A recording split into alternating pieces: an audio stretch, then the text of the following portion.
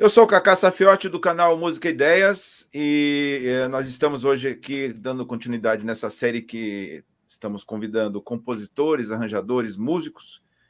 E hoje eu tenho a honra de ter convidado, estar aqui com o Miguel Barella, guitarrista, compositor, arranjador no cenário do rock alternativo paulistano. Tocou nas bandas Agentes, Gangue 90, Voluntários da Pátria. Tem o projeto Alvos Móveis. É isso, né, Miguel? Esqueci de alguma coisa? Alvos Móveis. Ixi, tem bastante coisa. Então, bom, Nós primeiro eu vamos agradeço, conversar. eu agradeço o convite também, o prazer é meu, a honra é minha de participar dessa conversa aí. Eu espero transmitir alguma coisa de bom, né, para os ouvintes e para todo mundo.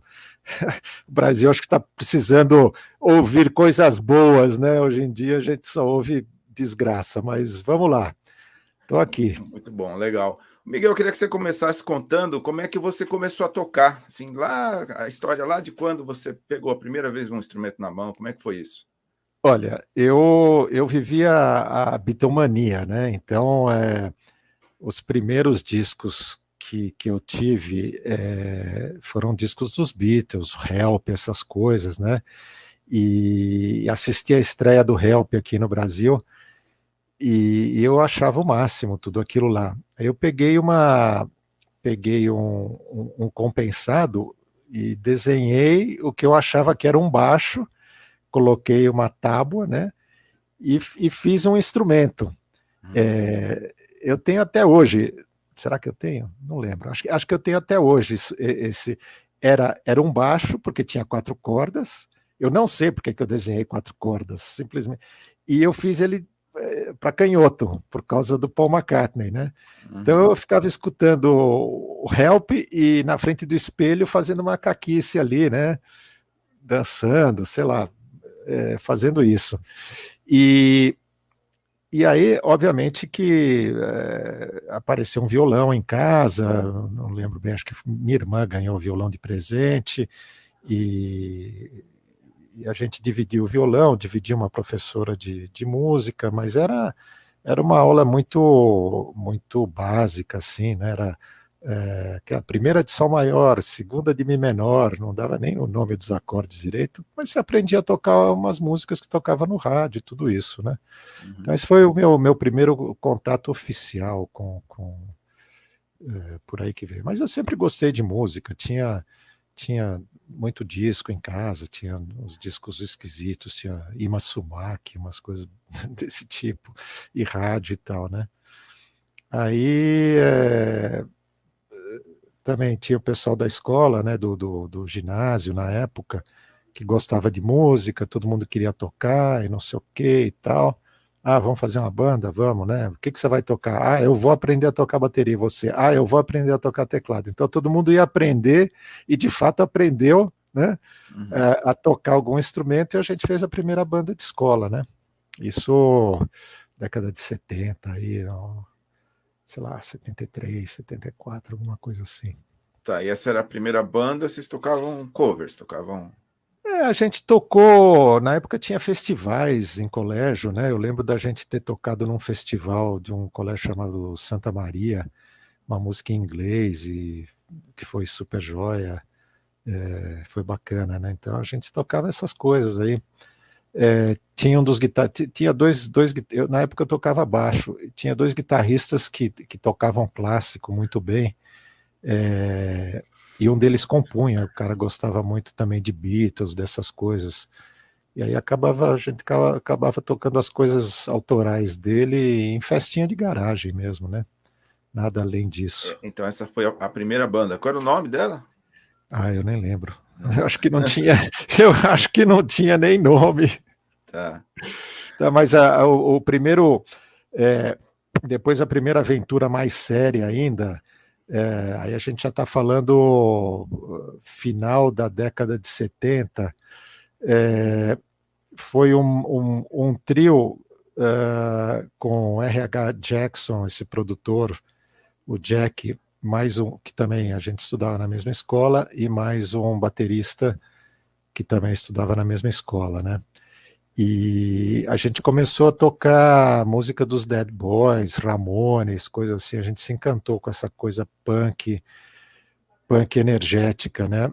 E a gente logo começou a compor músicas próprias, mas nessa época, estou falando de 78, não tinha nenhum espaço para tocar, pelo menos por onde a gente transitava, Zona Sul, assim, né? Aham. E a gente ensaiava numa casa que era numa esquina com o Francisco Morato, que tinha um farol muito demorado. Então a gente abria a porta da garagem e ficava tocando para o pessoal que estava parado no farol. E mais de uma vez teve cara que deu a volta no quarteirão, estacionou e entrou para perguntar o que que era, se tinha banda, isso e tal.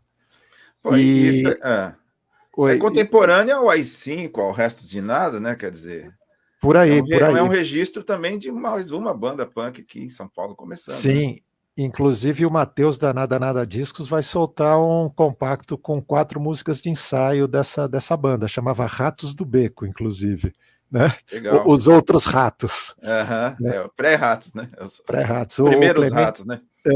O Clemente até fez uma nota para ir no encarte do disco e tudo. Era muito Dead Boys, Sex Pistols, Ramones, uma coisa assim, né?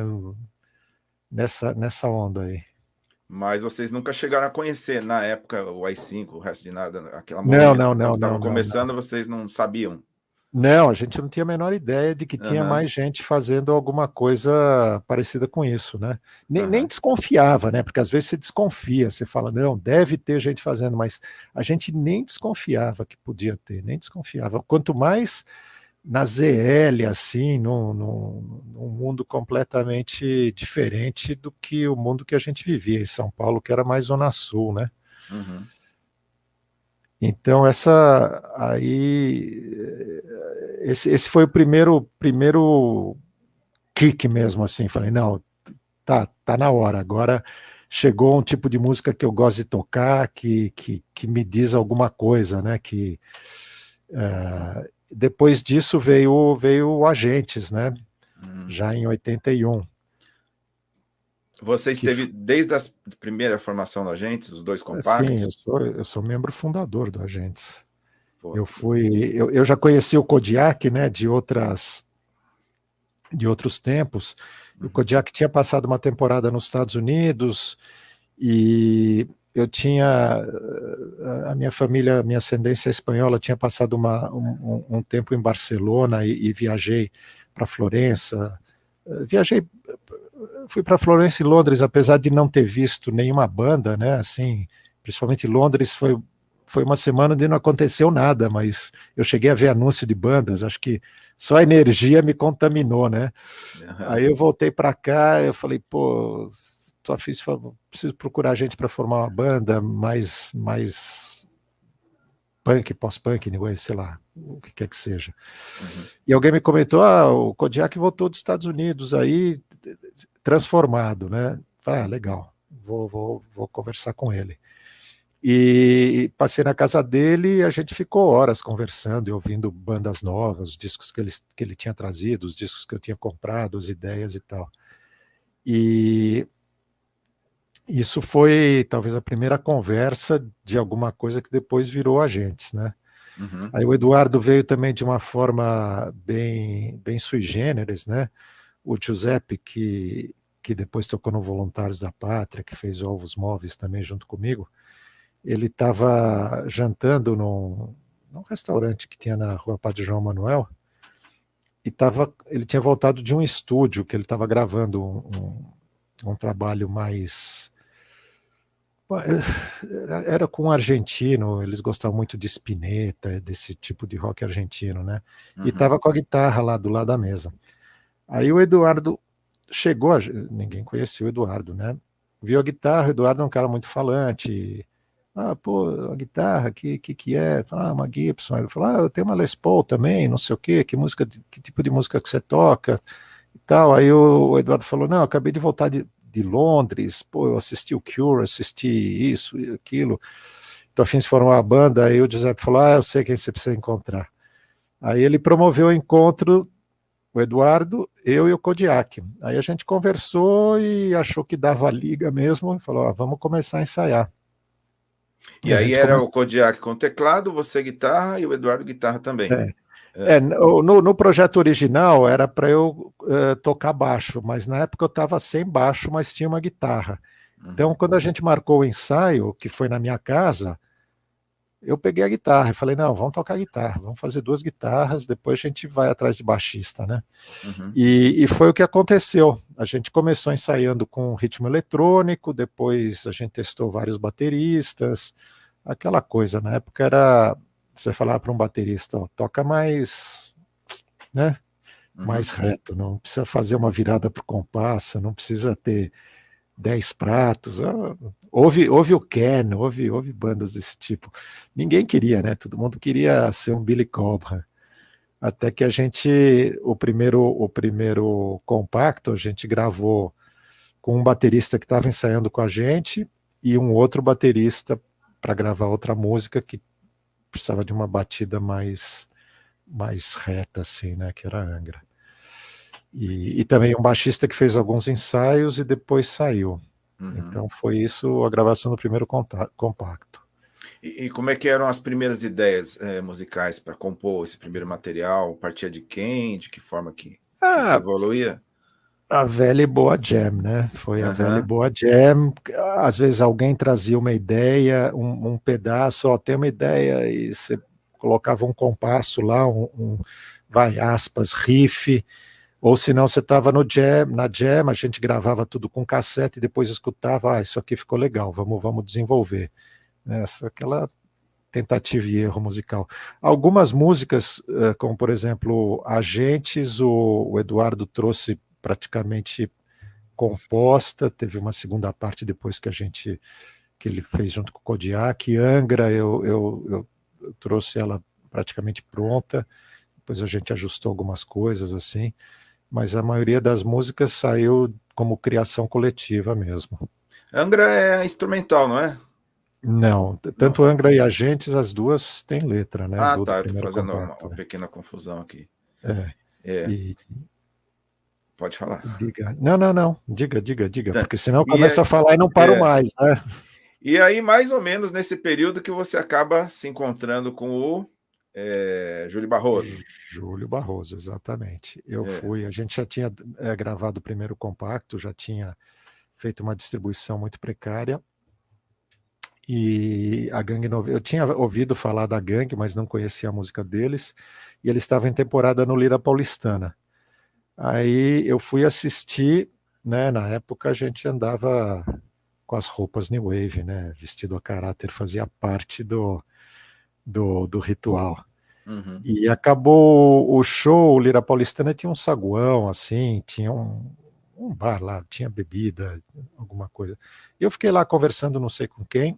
Aí veio a May ou a Alice, vieram conversar comigo, falar, pô, você tá aí vestido de figura New Wave, por que você tá vestido assim? Eu falei, porque eu tenho uma banda New Wave. Falei, como é que chama a banda? Agentes. Eles falaram, nossa, deixa eu chamar o Júlio, ele precisa conhecer você, chamou. Aí o Júlio veio assim, você que é do Agentes, eu ouvi o teu disco e tive que tomar uma garrafa de whisky, porque eu não admito que tenha nenhuma banda mais New Wave do que a minha. Eu falei, pô, desculpa te fazer tomar um fogo, né? E aí ele falou, não, a gente continua aqui em mais 3 dias, vem aí, depois você toca no bis com a gente, não sei o que e tal. Eu fui, mas acabou nunca rolando de tocar naqueles shows do Lira Paulistana. Mas na sequência a Gangue tinha um show de Réveillon agendado em Florianópolis, que eu toquei, depois toquei... Foi esse de Florianópolis que o Lobão conta que furou todos os tambores? Foi. Não, os 2 shows, eu fiz 2 shows junto com o Lobão, esse de Florianópolis e o de Salvador. Era muito precário, né? Era uma época onde todo o equipamento era nacional, assim, o Lobão tinha baterias importadas, né? Outro nível. Aí você chegava lá, tinha uma bateria Gope com pele animal, uma ferragem que parecia um palitinho de dente, né? 3 pancadas desmontava, realmente derretia, amplificador queimava no palco, tempos... Para quem vive hoje, Que você vai na Teodoro Sampaio lá, ou você vai na internet, você tem do bom e do melhor importado para vender aqui. Naquela época, você não conseguia achar uma palheta, você não conseguia achar um jogo de corda, não é força de expressão, não conseguia, não tinha. Você ia na loja lá no centro, tem corda para guitarra? Não. Vai ter alguma hora? Não, só tem nacional. Nessa época já existia aquela loja Leimar na Bom Retiro? Leimar. A Leimar era no Bom Retiro. Era a primeira Leimar, era do lado da Estação da Luz, na Rua Mauá. Depois eles mudaram para outro endereço no Bom Retiro, já bem estruturados. A primeira era uma portinha, assim, era um depósito praticamente. Que era, acho que na época, né? Eu conheci bem depois, mas acho que para essa época que você está comentando, talvez uma das poucas lojas, né? Com alguma coisa. Ele tinha corda de guitarra importada, ele tinha palheta importada, ele tinha captador importado, ele tinha um monte de coisa importada, pedal Electro Harmonix, mas era caríssimo, né? Não dava para imaginar. Eu comprei meu primeiro baixo lá, um baixo Snake, que eu vendi, me arrependo até hoje de ter vendido, mas enfim. E essa sua passagem na gangue, você chegou a compor junto, chegou a trabalhar ideias com eles? Não cheguei a trabalhar nada, porque eles tinham já um repertório completo, bom, que tinha sido trabalhado para esse show do Lira Paulistana. Aí aconteceu que depois do show da Bahia, saiu todo mundo da banda, né? Porque o Lobão foi para Blitz, o Billy foi para Blitz, o Herman Torres foi lançar o disco dele, e tinha um show importante no Vitória Pub. E aí meio que sobrou na minha mão montar a banda, né? Eu chamei o Escova, chamei a Sandra das Mercenárias, na época tocando teclado. Eu tinha chamado o Thomas Papon, que acabou não indo para a bateria, e foi o Vitor Leite, que estava ensaiando com a gente. E o Vitor trouxe o Ira para abrir o show. Então foi uma coisa... E a gente ensaiou muito para esse show. Ensaiou muito. E foi um show só, mas foi muito legal. Pena que não tem nenhum registro em vídeo, em áudio, mas estava tudo muito ensaiado, muito redondo, com 2 teclados, o Escova, que é um baixista incrível, a Sandra ensaiou as meninas nos vocais. Foi um negócio, foi um show muito bacana mesmo. E aí depois disso, eu produzi uma demo, né?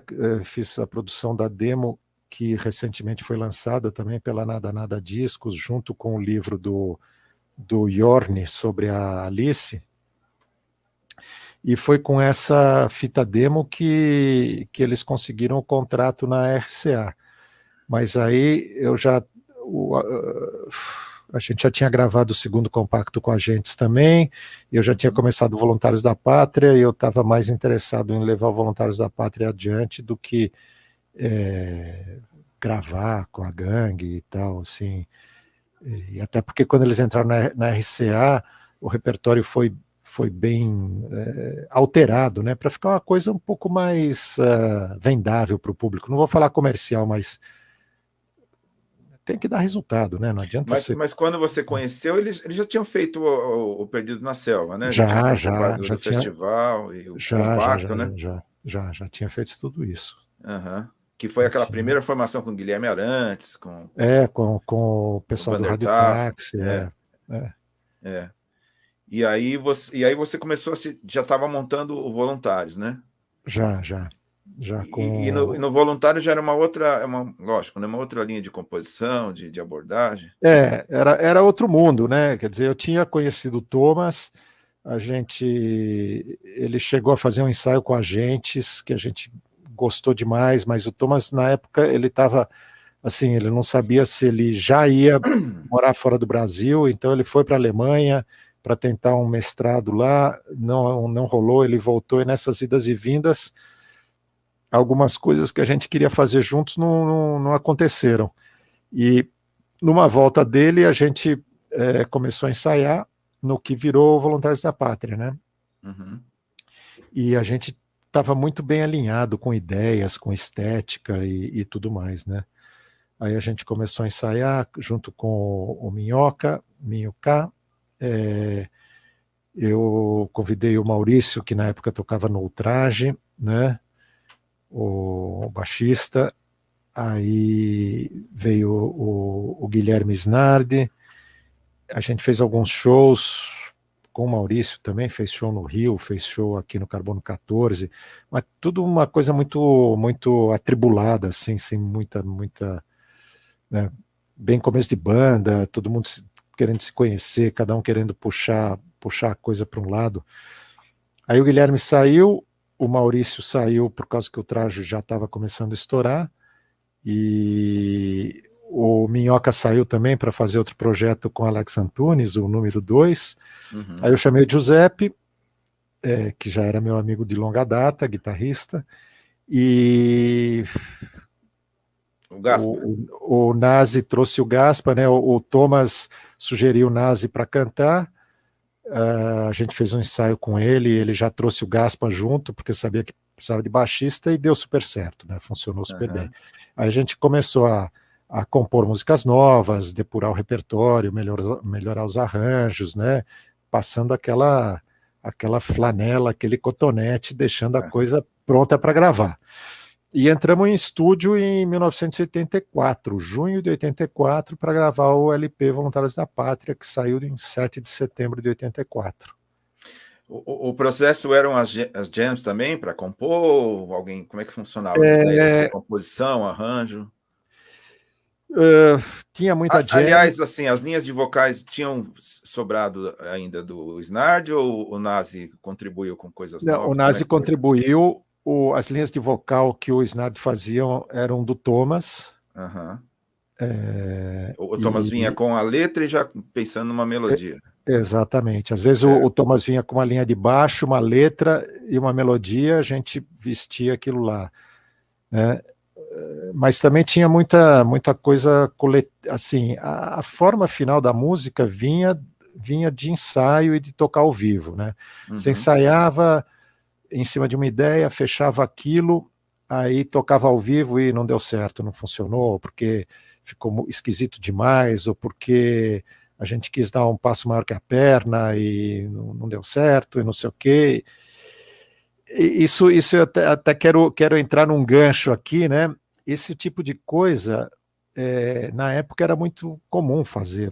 Uma banda tinha um repertório, sei lá, de umas 10, 15 músicas, ficava 1, 2 anos tocando e refinando aquelas 10, 15 músicas. Hoje isso não acontece. Hoje o imediatismo do Instagram, do WhatsApp, do YouTube, do blá blá blá e da internet impede, né? Eu digo que hoje todo mundo toma muito suco de uva e ninguém nunca experimentou um vinho, porque ninguém tem paciência de esperar esse tempo entre o suco de uva virar vinho, né?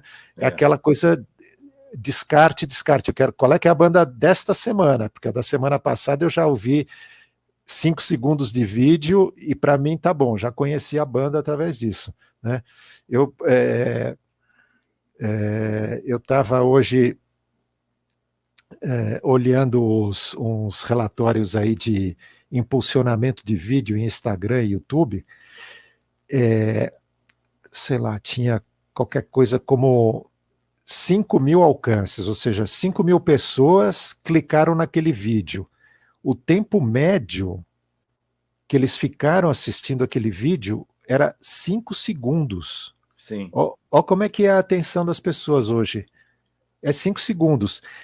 E quem ficava 15 segundos assistindo, isso já valia como um view e contava, virava o taxímetro do vídeo lá dentro do Instagram, do YouTube, do Facebook.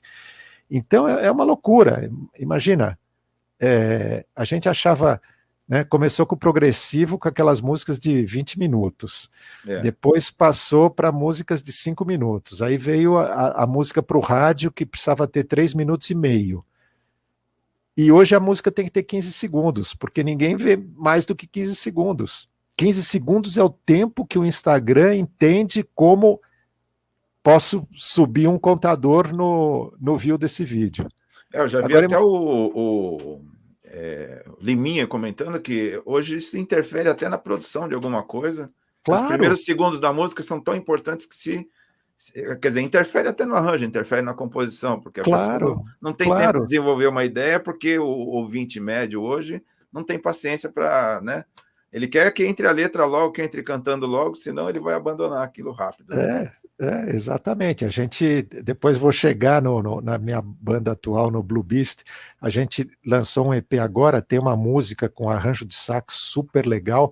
A introdução do sax, antes de começar a vir música e letra, são 59 segundos. A gente teve que fazer uma edição para colocar em rede, tirando a introdução de sax inteira do cara. Né? Como isso já está interferindo até no jeito que a gente pensa, né, de fazer música hoje, né? Exatamente. Ou não, né? Ou vamos bancar, mas enfim, né? Sabendo que o nicho é outro, né?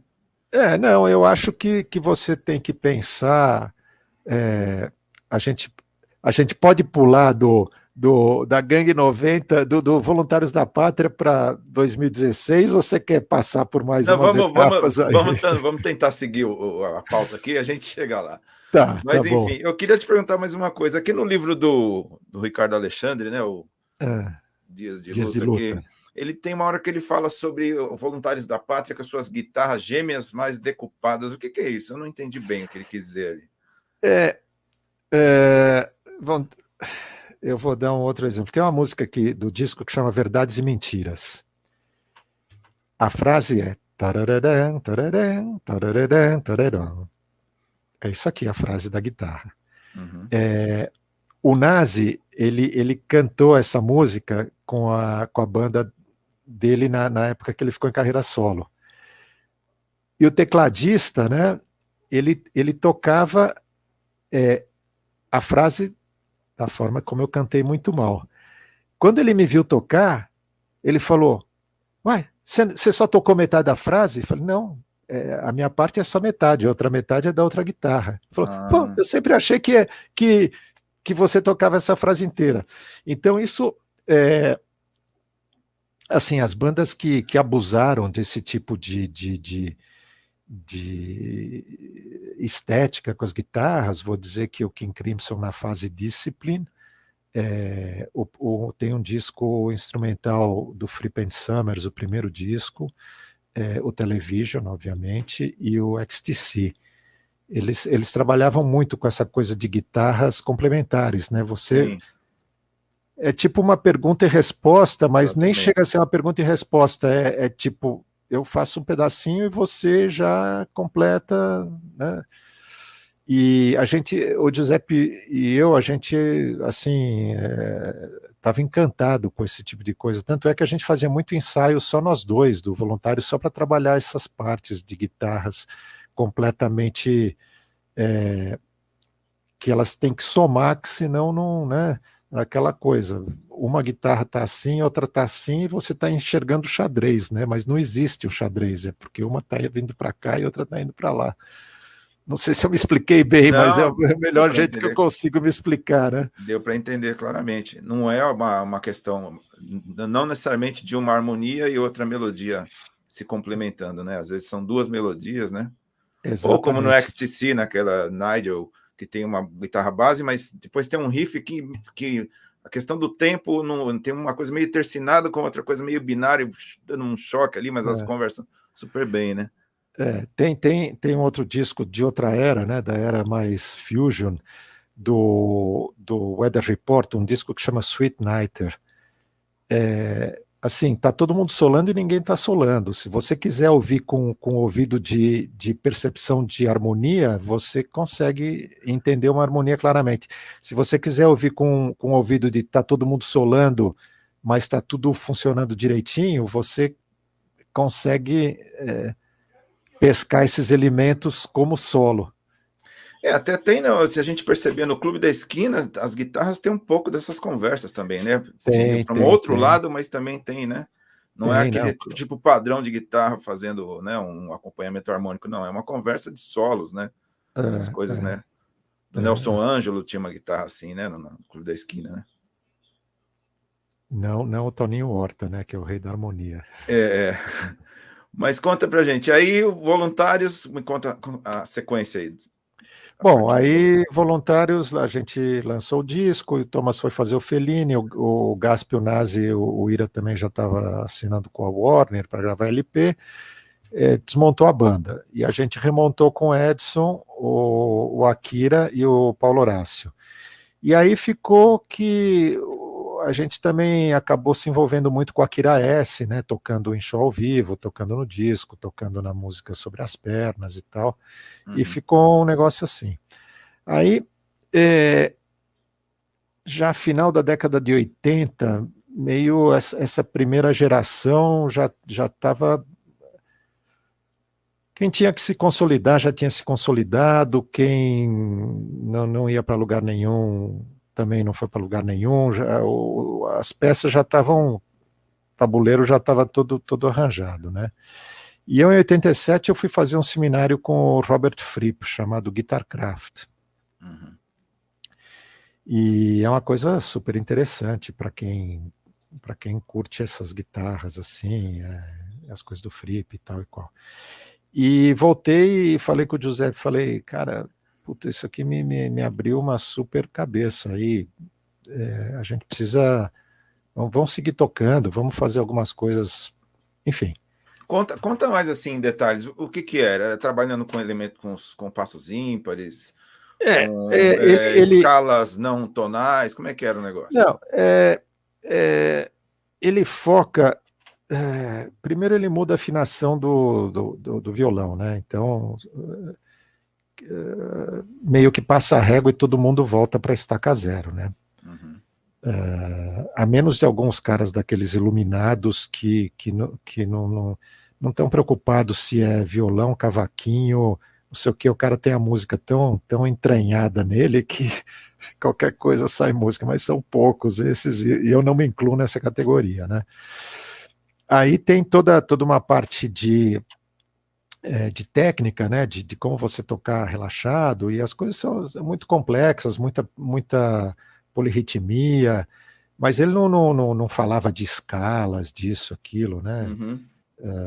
Era um muito outro empírico. enfoque, muito empírico, não? Assim, era a criança primeiro aprende a falar, depois ela vai aprender a ler e escrever, né? Então vocês vão aprendendo a falar essa língua nova, que é o violão, a guitarra afinada dessa forma, e aí depois vocês se preocupam com a escala, com isso, com aquilo e tal. E eu achei super legal, né? A afinação, ele afina o instrumento em quintas, então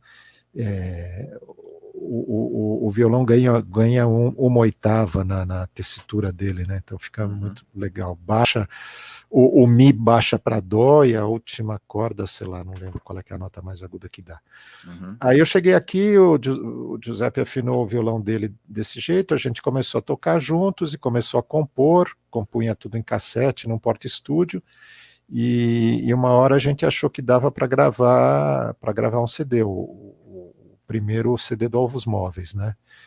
E aí a gente chamou o Geraldo Darbili para ajudar na produção, né, para dar uma alinhada na coisa, e foi fundamental. O Geraldo é um produtor incrível, um cara de mão cheia, muito musical, muito bom. O cara foi muito legal trabalhar com ele.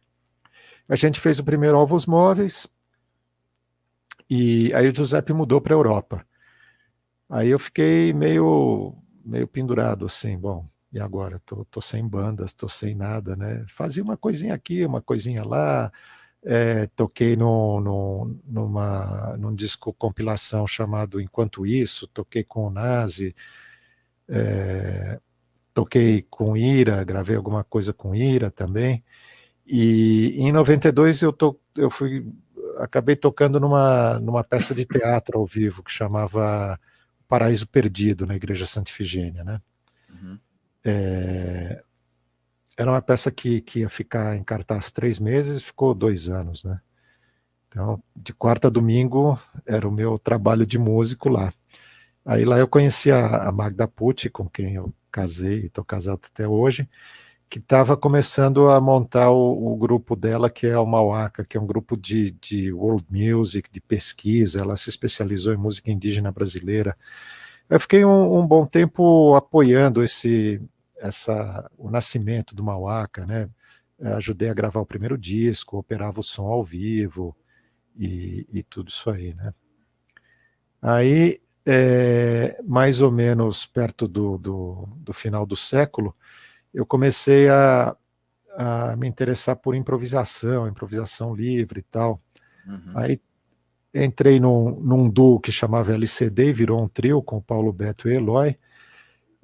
Com a LCD a gente fez muito show, tocamos num festival importante de improvisação em Barcelona chamado LEM, tocamos no primeiro Sonar, que é essa franquia de festival que nasceu na Espanha, que veio aqui para o Brasil. A gente tocou no For Hype, fez show com o Zé do Caixão, fez muita coisa muito legal, sempre na linguagem de improvisação, ruído, explorando tudo isso aí.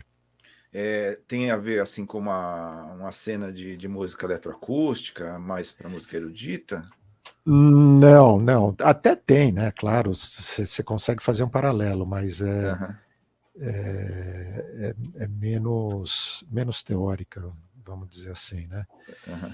Aí eu também comecei a tocar com o Thomas Rohrer, que é um suíço que toca rabeca e sax, e a gente começou a trabalhar junto com uma artista plástica chamada Patrícia Osses, e numa coisa muito performática, né, que eu chamava improviso para vidro e gelo, que eram 4 blocos de gelo com 4 placas de vidro de 1 metro por 1 metro, e esses blocos iam derretendo até que uma hora aquilo colapsava e quebrava, e a gente fazia música para isso.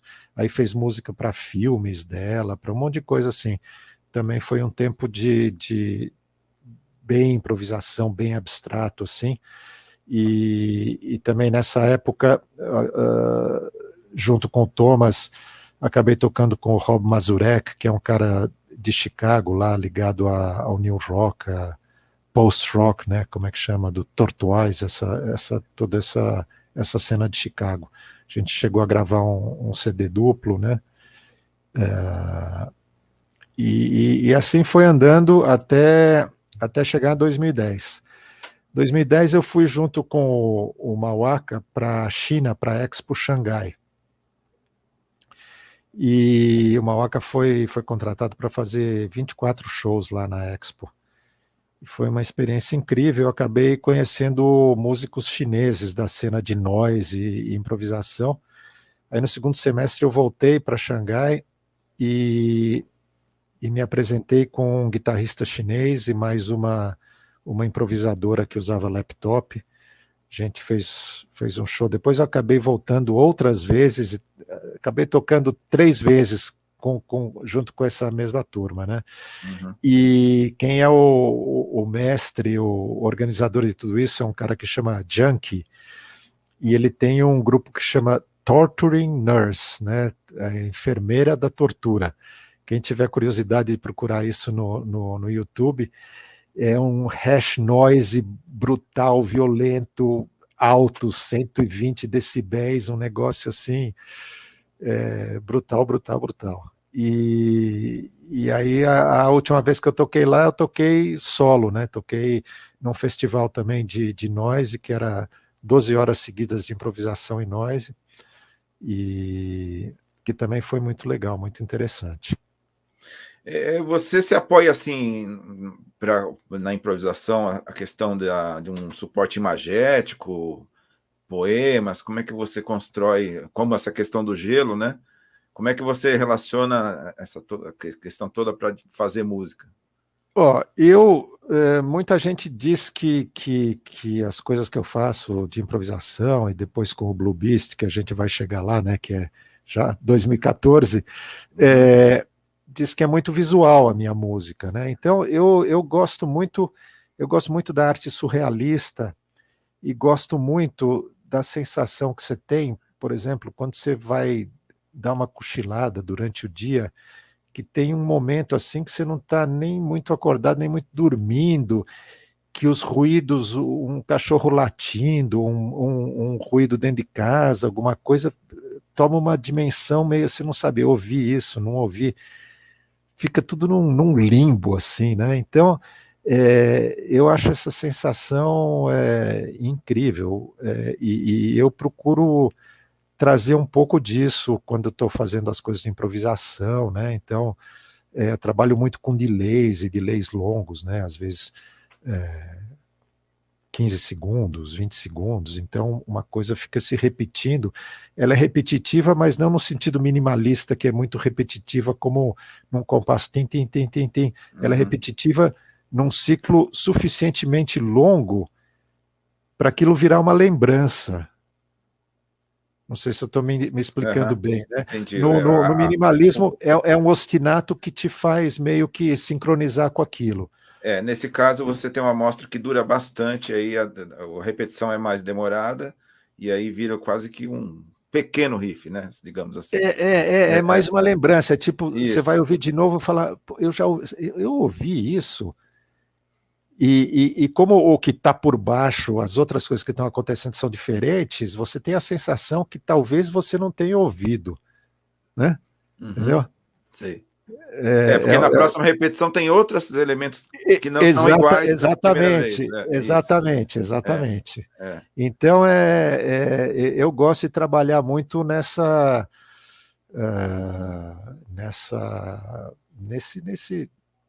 né? E os contrastes que você pensa é o quê? Rítmico, de alturas, de grave e agudo? Onde é que você busca na hora de ir para o instrumento, de fazer isso? Eu não sei se eu penso muito antes, né? Ou se é uma coisa que é mais intuitiva, né? Mas uma coisa que eu gosto muito de fazer com delay também é fazer a distorção do tempo. Então você, sei lá, você toca uma nota no violão, na guitarra, que normalmente é um Mi, a nota mais grave, né? Obviamente, se você está fazendo outra afinação de heavy metal, aquilo pode ser um Ré, mas normalmente a pessoa associa o mais grave de um violão, de uma guitarra, é um Mi. Se você toca um Mi, ele está lá no delay, você vira o botãozinho lá, aquele Mi pode virar um Mi bemol, pode virar um Mi quase bemol, né? Quer dizer, Ré, você tem Dó. uma coisa de tocar e manipular também no equipamento. Sim, sempre. Muito isso. Inverter, né, a guitarra, a frase ao contrário. Mas eu gosto muito da sensação e do efeito de você pode fazer uma frase e ralentar aquela frase no delay mesmo, deixar ela dar uma sensação de câmara lenta, né? Isso eu sei que dá um efeito interessante, porque pessoas depois de shows vieram me falar, eu fiquei num estado meio assim, meio chapadão, sem ter tomado nada, sem ter fumado nada. Isso é legal, então. Missão cumprida, né? Esse estado meio hipnótico, assim, meio de onde que eu tô, né? Então conta aí pra gente desse seu novo projeto. Chegamos lá. Chegamos lá. Então, 2014, na virada cultural, veio um grupo que, na verdade, é uma pessoa, né? A Truus de Groot, que é uma holandesa, que mora nos Estados Unidos. Ela tem um projeto chamado Plus Instruments, né? E ela veio, e o Paulo Beto, do VFX, se apresentou junto com ela, né? E eles me convidaram para tocar uma música. Ela veio junto com o Jim Sclavonos, que é o baterista do Nick Cave, e deu liga, assim, a gente tocou, eu toquei mais de uma música depois e tal e qual, e a gente continuou mantendo contato. Em 2016, numa dessas conversas aí de Facebook, foi, vamos compor alguma coisa junto, vamos trabalhar junto, vamos. Em 4 meses a gente já tinha 15 músicas prontas. Ela trabalhando nos Estados Unidos, perto de San Diego, e eu aqui em São Paulo. Só arquivo vai, arquivo vem. Pô, temos 15 músicas, a gente escolheu 12, se não me engano, e fez um CD que foi lançado no final de 2016.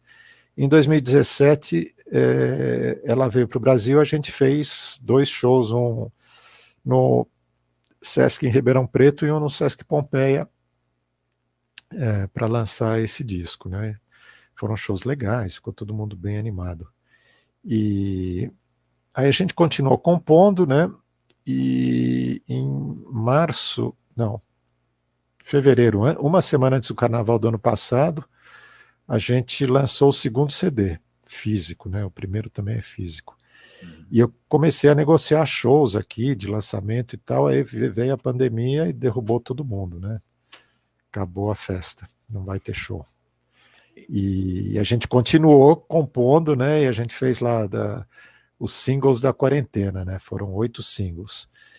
E isso está no YouTube, isso tá no YouTube, agregadores? tá no Bandcamp, tá. O Instagram é Tá. Depois eu vou @oficial. colocar aqui tudo embaixo aqui nos comentários. Tá, Tudo isso que a gente está legal. conversando, eu vou botar links aí para o pessoal Tá, acompanhar. legal. Então tem no Bandcamp, tem no YouTube, o que é de vídeo, tem em todas as plataformas, está tudo espalhado por aí pelo mundo. Legal. E aí o ano passado o Apollo 9, produtor, músico, ele tocou no Planet Ramp, produziu o primeiro trabalho do Otto e tal. Eu estava conversando com ele, né, um bate-papo desses, e ele acabou falando, tô compondo a trilha para uma série de terror aí que vai ao ar no segundo semestre, terror adolescente, né, essas coisas, Sexta-feira 13, né, e eu queria usar uma música de vocês. Beleza, tá na mão.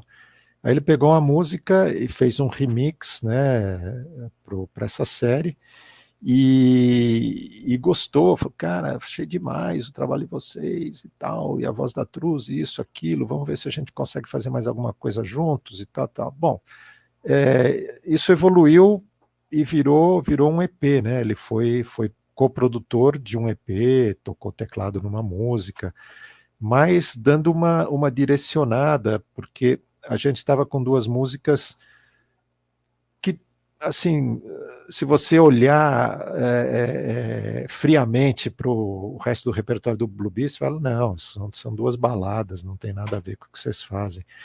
Mas ele nos convenceu que aquilo lá podia ser trabalhado de uma forma que tivesse a ver com o repertório e tudo mais, né? Então, é interessante porque são músicas com formato de música que as pessoas estão mais acostumadas a ouvir, né? Que tem uma melodia, um refrão, uma melodia, uma coisa assim, né? Porque principalmente o primeiro CD nosso é muito abstrato, não tem essa forma nas músicas, né? A maioria das músicas é um quadro abstrato mesmo, né?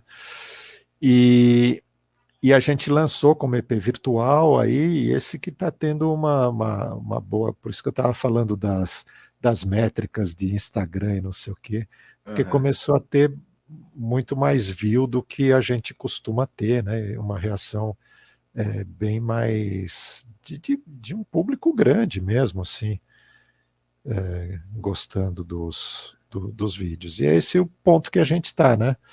E vocês Pandemia, ninguém. continuam compondo, continuam fazendo coisas à distância? Sim. Isso é constante, é constante. A gente é bastante prolixo, assim, nas ideias. Óbvio que tem sempre um monte de ideia que não dá em nada, né?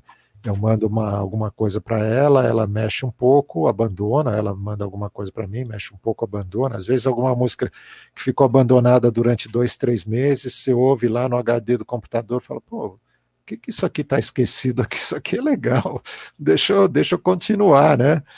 E aí você vai trabalhando, adicionando elementos e mexendo na forma e vira uma música. Muito legal. Miguel, eu quero te agradecer imensamente você ter despendido o seu tempo aqui, né, para participar aqui no canal. E muito bom, né? E a gente vai então ficando por aqui. Obrigado pelo convite. Eu que agradeço, né? Se tiver mais algum recadinho para dar. Escutem Blue Beast, cara. Essa é a minha paixão. É a minha paixão. Em todo lugar que eu vou, todo mundo quer saber do Voluntários da Pátria, do Agentes. Eu falo, escuta Blue Beast, por favor. Isso Não, é a vamos dar síntese. atenção para o Blue Beast. É a síntese de tudo que eu fiz na vida. De 40 anos de música, está tudo concentrado nessas 37 músicas que a gente fez aí. Está tudo aí. Não precisa ir buscar lá atrás. Está tudo aqui hoje, vivo e atual. Tá certo. Bacana, Miguel, muito obrigado. Então a gente vai ficando por aqui hoje. Eu vou pedir para que se inscrevam, né? Quem não é inscrito no canal, aí coloquem um joinha e deixem comentários para a gente aí. tá bom? Sem dúvida. Um abraço. Obrigado. Valeu. Bom fim de semana para todos aqui e vamos em frente. Máscara e vacina, né? É isso aí, vamos se cuidar. Tá bom. Valeu. Tchau, tchau. Tchau, Obrigado. tchau. Até logo.